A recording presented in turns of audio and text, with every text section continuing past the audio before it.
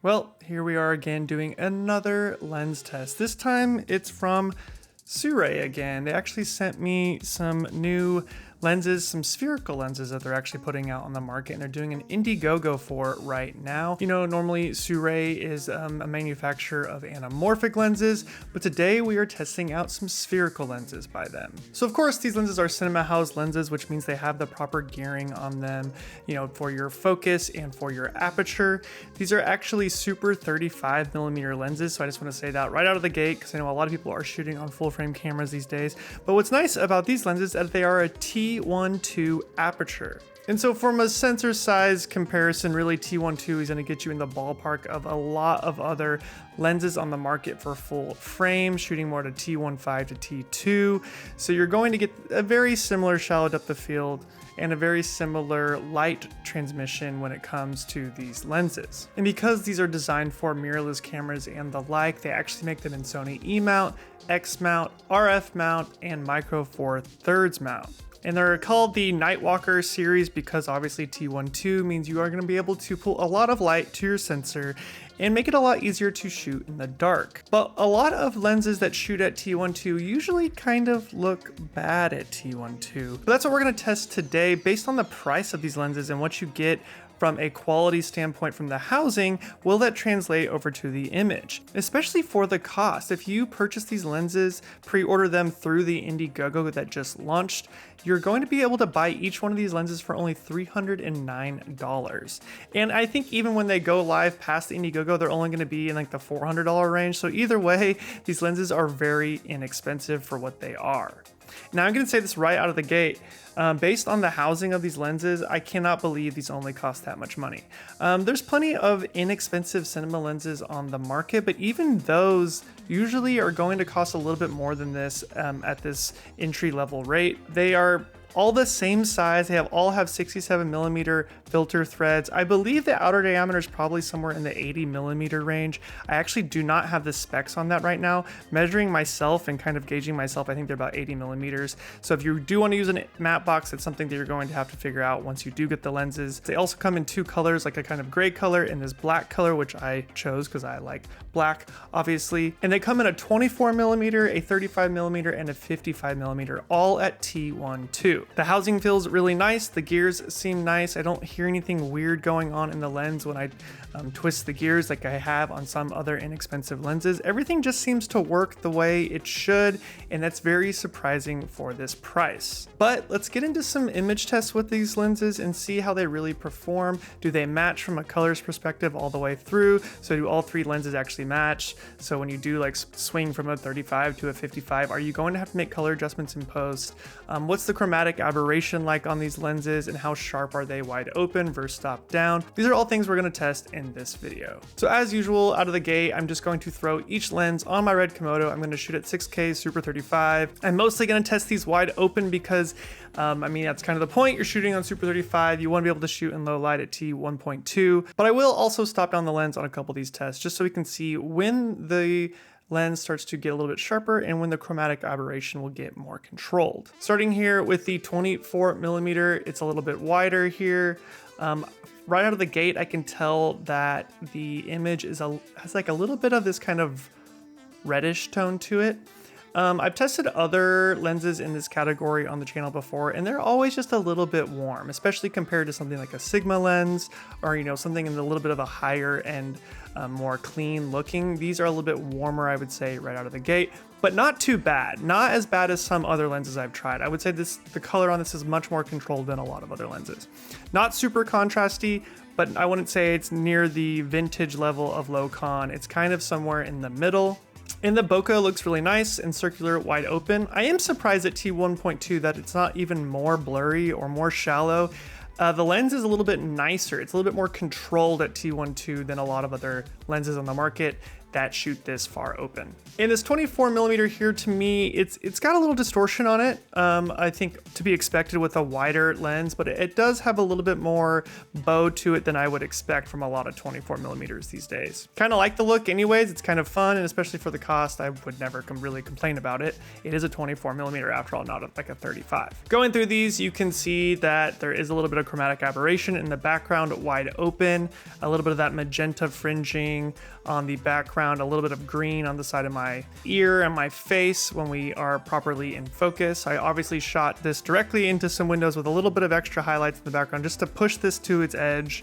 If you are doing your best to expose your highlights or not having a lot of high contrast in your scenes, this chromatic aberration isn't going to show up as bad, but it is there and is something to note. You'll really notice it on the bokeh. The bokeh has this kind of bubble bokeh going on because there's this green fringe circle around the bokeh. That can be fun sometimes. Sometimes it can be distracting. Just depends what your taste is. This has nothing to do with whether I think the lens is better or not. It's really just a taste thing. I mean, optically, I would say that it means it's not as good, but once again, does it really matter? Especially once you throw some color on there, is your green gonna change? Is it gonna look fine anyways? It's definitely not super sharp at T1.2 on any of these lenses, but it's definitely sharp enough. I mean, I would say that if you're used to putting softening filters on your lenses anyways, this is fine. It's not like it's a blurry mess like some other lenses that I've tested in this category. It's very much acceptable, if not kind of ideal when it comes to how sharp it is. If you like sharper lenses, don't go with these, but if you don't mind a little bit of softness, these might be the ones for you. 24 at T1.2 is really fun. There's not a lot of lenses ever made that are this fast that are 24mm, so that is just a fun, unique thing to begin with. Getting this kind of shallow depth of field on a 24 for a Super 35 is unique in itself. 35 is the focal length that I shoot on the most. I think it looks really nice. Stop down, we do start to get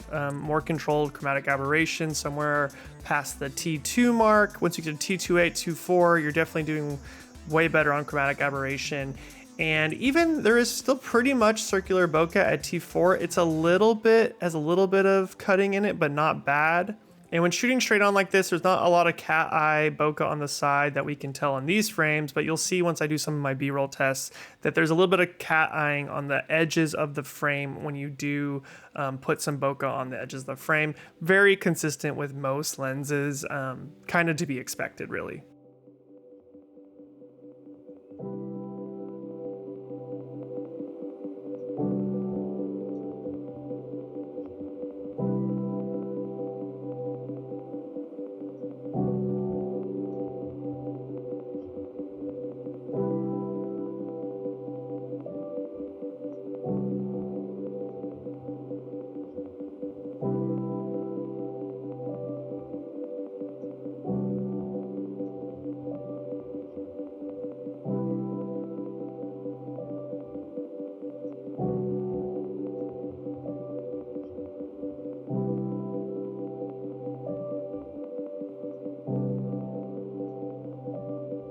.55 to me looks kind of the worst of the bunch, but still looks decent. Definitely matches mostly. It does feel, obviously, because it's a longer focal length, it does feel a little bit more punched in on the bokeh, so you're going to have a little bit more of that softness come through. Once again, once you start stopping it down, it starts to get more controlled.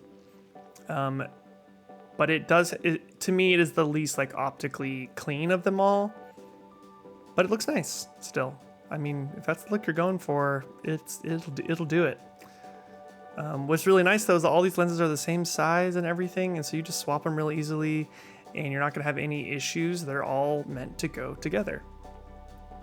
I would say that the 35 and 55 match more closely on color.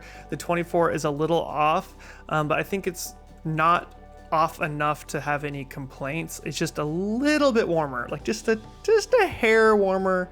I think in most scenarios it would never be an issue. So I decided to take this outside and shoot around a little bit. I shot around with the 24 and the 35 the most. 55 is just such a long lens. I didn't really see a reason that anyone would be running around handheld with the 55 shooting. So here's just some quick test footage with both these lenses. I did some kind of close focus test to see how close they were. Not incredible close focus on any of the lenses, you know, foot to 2 foot depending. on the focal length. Usually the wider the lens, the closer you can get. So the 24, you can get about a foot, and 35 a little bit more. 55 is obviously going to suffer the most from close focus. A little lens breathing is to be expected. Nothing that like took me out of it. For the price of these lenses, we're really just trying to see if they're usable for that cost. And spoiler alert, they're better than they should be for the cost of $309 per lens. I was really expecting the chromatic aberration to actually be worse wide open. It's not as bad as some other lenses I've tried wide open. It's way more controlled. And if you want that T1.2 and you want a little compact prime, if you want to throw that on your Komodo or C70 or FX30 or something like that, these lenses will be totally good for that. Really good for gimbal work too, since they're all basically the same size. I'm sure their weights aren't perfect, not like the new Nisi Athenas, but yeah, they look nice. Bokeh looks nice. I flared into the tree a little bit here. I feel like these flares look pretty nice. You're gonna see some chromatic aberration around these, leaves a little bit here, but to be expected at T1.2, shooting right into the sun. I would guess if you threw a softening filter on this and did something similar, it would really help with that chromatic aberration and give you a more like kind of vintagey vibe if you're looking for that sort of thing. All the gearing worked great the whole time. I used the follow focus when I did my tests, and I just used my hand otherwise.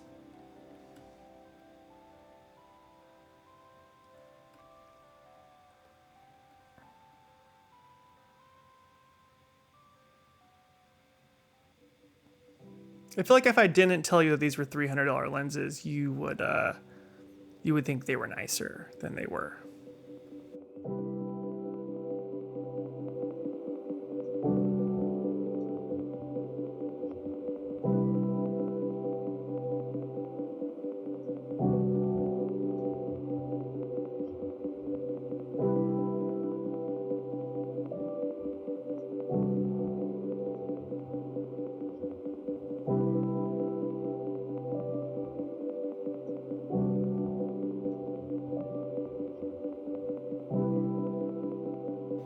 And then to do a little comparison against something that is a much higher price point, I decided to actually compare it. I've got this 40 millimeter Sigma cinema lens in right now. Similar thing we got going here. We've got cinema gearing, on the aperture and the focus. Obviously this lens is much beefier, way heavier. It's designed for much more professional shoots, but this lens costs like, I don't know, $4,000 or something like that, $3,000, and these lenses only cost $300. So I compared it to the Sigma just to see where the line is on this. And so we're talking a 40 millimeter here versus a 35 millimeter. So I punched in just a hair on the 35 just to get them to match a little bit closer. I didn't go too far because I didn't want to ruin the sharpness test here. But based on these images side by side, the Sigma is obviously sharper, and also the Sigma leans a little bit more in a more neutral category of color. Definitely the whites in the background on my wall look more white than they do red, whereas the Sirui is just a little bit warmer. You cool off your camera a few hundred degrees and you're basically in the same place, but that is something to note. But I mean, not too bad. It could be way worse, especially for the price difference. And I'm just gonna keep saying that because that's really the point here, is for the cost, what are you getting? So pretty quick test here with these lenses. I don't have a lot to say about them. I mean, they're small, they're light, they look nice. They have nice gearing on them. Pretty long focus throw. The gearing all feels really nice and tidy, and they work really well, and they don't cost anything. So if you're on the market for some new lenses and you're looking to kind of get some entry level dollars, then these might be the ones for you. Like I said, these are even better than some like the Zhongzhis I've tried out that are a few $100s more than this. So if you're looking to get these, you're going to need to click on the description in the link below, go to the Indiegogo, pre-order the lenses. That way these can be manufactured for everybody on the market, and then you can get those at some point. And as always, before we go, I would love to talk about the sponsor of this video, which is Squarespace. Squarespace is an all-in-one platform to present your work online. You can start with one of their best-in-class templates, or using Squarespace's next-generation web design system, Fluid Engine, you can customize every detail with the reimagined drag-and-drop technology for desktop or mobile. Or maybe you want to start an online store to sell your photography or other products. Squarespace has all the built-in functionality to get one of those up and running quickly. And I've actually been using Squarespace to run my online stores for almost a decade now. And of course, if you're like me, you're probably looking to build a portfolio, which Squarespace has a ton of features for that very thing. You can even create private galleries for client work using these tools. So if you're looking for a home for your work, well, you can just do that with Squarespace. Click the link in the description to get 10% off, and I want to thank Squarespace for sponsoring this video. All right, thanks for watching. I hope this lens review was helpful. If it was, let me know in the comments below. If you have any other questions about the lenses, you can drop those in the comments below as well. And as always, until next time, guys, I'm Sakurai. See ya.